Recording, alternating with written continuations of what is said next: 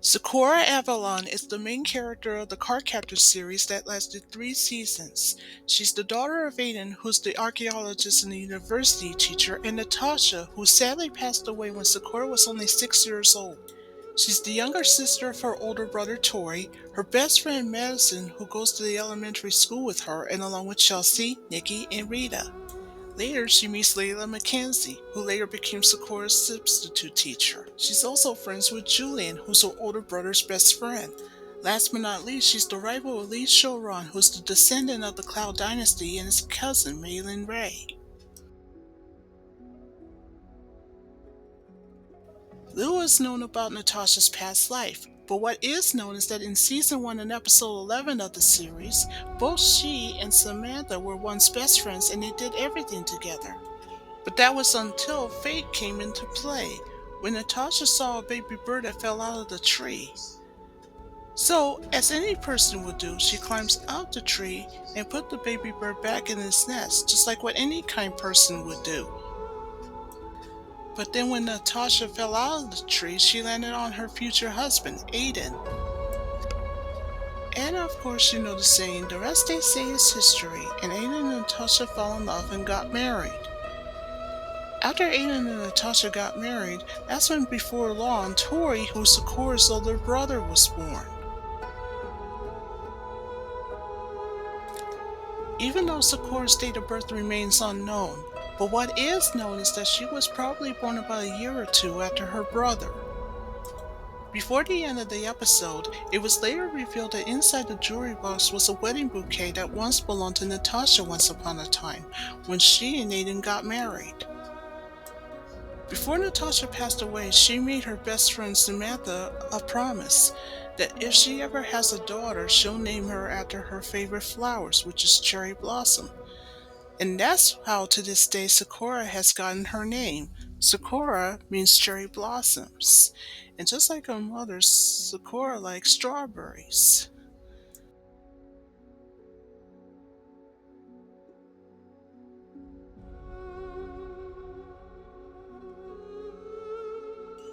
Though it's been 4 years since Natasha had passed away, Tori is now in high school along with his best friend Julian.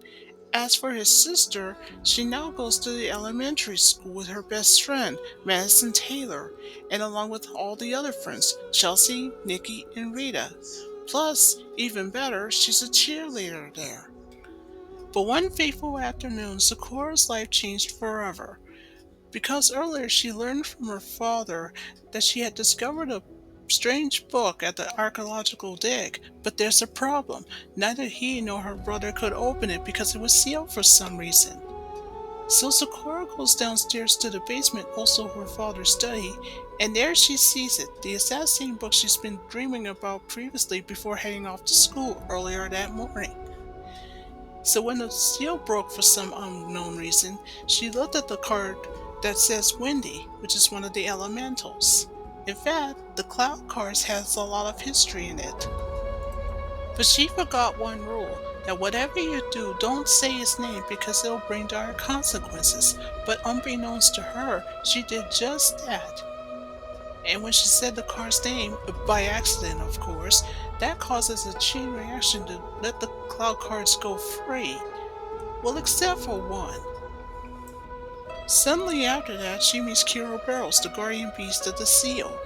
So when Kiro was asking Sakura where the rest of the cards went, in omission by confession, Sakura explained to Kiro that when she said the card's name, it led to a fateful accident. Upstairs in Sakura's room, that's when Kiro explained to Sakura just how powerful, magical, and special those cards are. And as legend has it, there was a guy by the name of Clow that's said to be the most powerful magician that created those cloud cards centuries ago. But now that he has since passed away, and Sakura found the cards centuries later, that's when Kiro did something that any beast should do, choose her to be a card captor, in which Sakura at first declined. But now that she realizes she has no choice, she has captured a fly card at the end of the first episode. In episode 2, Sakura's best friend, Madison Taylor, who has a very amazing talent of making battle costumes for Sakura, really helped a lot in the entire series. right after she learned about her best friend's secret that she's a card captor. In episode 3, Sakura receives a couple cell phones from her best friend, Madison, which also came in handy throughout the entire series. In episode 8, Sakura meets Lee Showron, who was the descendant of the Clow dynasty originally from Hong Kong. Then later on during the night, after teaming up together, both Lee and Sakura had captured the Thunder Card. Then, in the end of episode 19 and the beginning of episode 20, Meilin Rae, who's Lee's cousin also from Hong Kong, had just transferred into Sakura's school. Then later on at night, she was the first to take on the fight card one-on-one, hand-to-hand that is. So after that hand-to-hand combat, and of course at the end of the 3 rounds, thanks to Sakura, she had captured the fight card at the end of the episode. Throughout the entire series, both Lee and Sakura are no longer rivals and are working together. But when Meilin got the news that her grandmother is sick in Hong Kong, it was time for her to leave. But to convince her otherwise, Sakura told Meilin it was really just a visit. Before school came to an end, that's when Meilin was asked by Sakura if she can come by at her house for a sleepover and a pizza dinner, which she agrees. At Sakura's house later on that night, when Sakura got the news from both her best friend Madison and Kiro that there's a twin card running loose, making doubles everywhere, including downtown, Sakura wanted Meilin to go along with her and her friends, but when Meilin refused, that's when Sakura convinces her otherwise that she's part of the team whether she has powers or not. But when Sakura, Madison, Meilin, and Kiro had arrived on the scene, luckily Lee's not seriously hurt, but he'll be alright. But then when Sakura had an idea, she told Meilin and Lee to use their fighting skills since they were training together as children. So that way, with their fighting skills, they could defeat the twin card together. But Meilin was worried, and then she hesitated. But after Lee told Meilin it's the only way, that's when Meilin felt a lot better. She felt confident. So both Lee and Meilin, despite their differences, decides to work together as a team for a change. And wouldn't you know it, thanks to their superior fighting skills, it actually paid off. In the end, after Sakura captures the twin card, that's when Lee apologized to Meilin, and that made Meilin feel a lot better. On top of that, he admitted that he was wrong, and that Meilin is part of the team. Before the end of Season 2, in episodes 9, 10, and 11, Sakura had finished capturing the final elemental card, Earth, and when she did that, Kiro Barrels was the first to transform right in front of her into his original form, which at first Sakura didn't even recognize. But Sakura found out that Kiro's not the only one because Sakura's brother's best friend Julian too begins to change into the mysterious UA, and that she should have realized that both Julian and UA are one of the same. And of course, that's what the Light and Dark cards have been talking about since episode 7, right before Meilin left. So when the time came for the final judgment, it was up to UA to decide which one of them will be the master or mistress of the cloud cards themselves, Lee or Sakura. So long story short, Lee became UA's first opponent. Long story short, after Lee was allowed to use 7 of the cards that he had, he uses the time card where everything froze, well except for UA.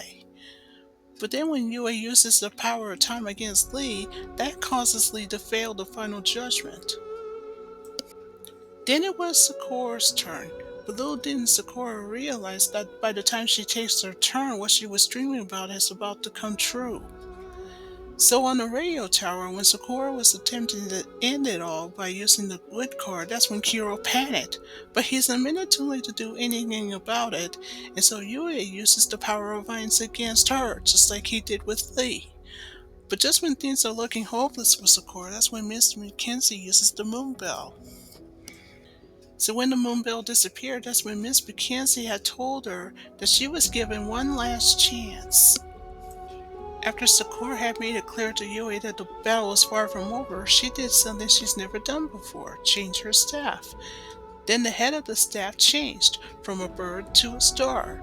So Sakura now has a star staff. Then, long story short, Sakura ends it all once and for all by using the Wendy card to trap Yue and without hurting Julian in any way. So after Yue was defeated, Sakura was declared the new mistress of the cards. After that, Sakura for the first time had met Clow in his astral form, of course. Then he made her a confession that he's not the one that gave her the new staff. He told her in a surprise twist she did it on her own. Back down below, Sakura told her friends the good news, and so instead of the cloud key that's hanging around her neck, she has a star key now. So after telling Madison and Lee the good news, they were happy to hear about it. But on the other hand, both Yue and Kiro were very worried, but decided that just in case the Sakura couldn't handle it, they decided to stay in their earthly forms, in case she needed them. In Season 3 of Cardcaptors, Eli and Ruby Moon that were originally from England are being transferred into two different schools, but they're not alone because Spinner was with them. Then in episodes 23 and 24, long story short, after Sakura had used the return star card since episode 22 to go back in time to go talk to Clow, well, good news, she made it out alright.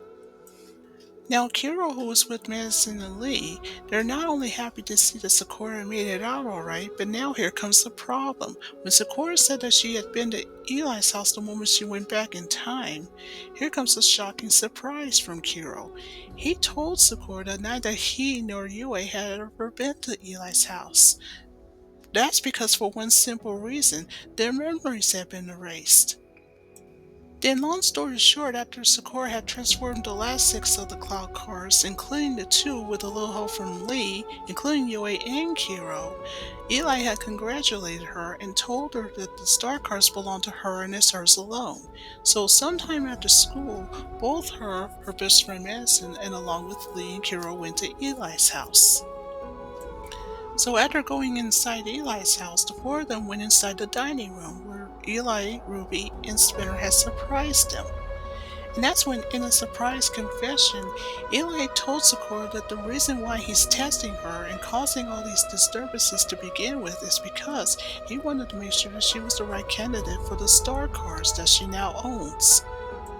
But that's not all. He also told Sakura that it was a lesson for her in patience when she tried to transform all 8 of them at once one time, and that made her pass out. So after Sakura had learned the truth that Eli is the one that gave her the wings when she had a battle with a giant bear, that's when Miss Mackenzie shows up. When Miss Mackenzie shows up at the dining room of Eli's house, just like what Sakura and her friends did, she sits down at the dining room table, and then she, in omission by confession, told Sakura that the reason why she's helping Eli in the first place is because she wanted to make sure that Sakura will succeed in her quest. She didn't want to reveal the truth to Sakura at first because it was necessary to keep the mission a secret. But when Miss Mackenzie realizes that Yue was missing, that's when Eli made a suggestion with her that he should go get him. So that's what he did. So he steps out in the hallway to have a conversation with him. So in the hallway, Yue demanded to know why Clow felt it was necessary to choose a candidate to begin with. So in omission by confession, Eli told Yue that he had already known the answer ever since after Clow had passed away. So he told Yue that both he and Kiro had chosen the candidate well, and that candidate was Sakura herself. Eli also said that that's why Yue and Kiro are chosen to be Sakura's guardians, just like they are now. The next day after leaving Eli's house, that's when Sakura meets up with Lee on the bridge. And that's when Lee told her some good news and some bad news. First, the good news. He told Sakura that he just got a call from his mother telling his mother that the cloud cards are safe and they're now star cards, which now belong to Sakura. Now here comes the bad news. Lee told Sakura that he's going to be leaving very soon, and since that's the case, he now realizes that he'll no longer be needed. But Sakura tries to convince him otherwise that he's in fact needed because none of this would be possible if it wasn't for his help in transforming the last two cards of the six that were transformed since the beginning of episode 24. Before the episode ended and the end of season 3, Sakura went to her upstairs room at the Avalon residence to cry. And then, when Sakura's tear touched the bedroom floor, something amazing happened. A new star card. Before the episode came to an end, Sakura holds the new card in her hand that she's never seen before. So when she turns it over, she thinks to herself that maybe, just maybe, there is hope. And that's the name of the new star card.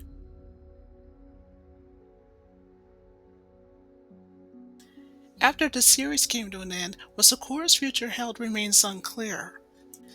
But over the years, there have been countless toys, posters, merchandise that are still collector's items today, including the DVD version of the series that have been translated to different languages, including some VHS tapes and a couple of Cardcaptors films.